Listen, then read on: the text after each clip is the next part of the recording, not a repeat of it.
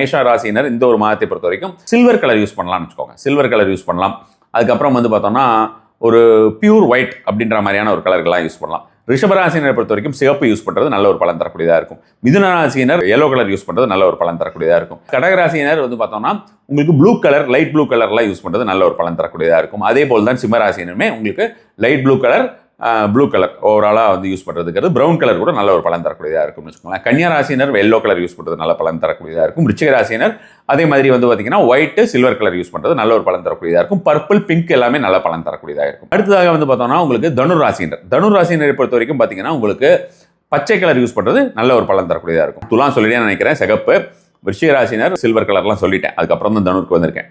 So அடுத்தது வந்து பார்த்தோம்னா மகர ராசினர் பொறுத்த வரைக்கும் பார்த்தீங்கன்னா உங்களுக்கு ஒரு பால் வெண்மைன்னு சொல்லுவோம் இல்லையா, அந்த பால் வெண்மை கலர், இந்த முத்து கலர் இருக்குல்ல, முத்து கலர், அந்த முத்துடைய கலர், அந்த கலரில் இருக்கிறதெல்லாம் யூஸ் பண்ணிங்கன்னா உங்களுக்கு இந்த ஒரு மாதம் அற்புதமான பலனை மகர ராசினர் பெறுவார். அடுத்ததாக வந்து பார்த்தோம்னா கும்பராசினரை பொறுத்த வரைக்கும் ஆரஞ்சு கலர் யூஸ் பண்ணுறது நல்ல ஒரு பலன் தரக்கூடியதாக இருக்கும்.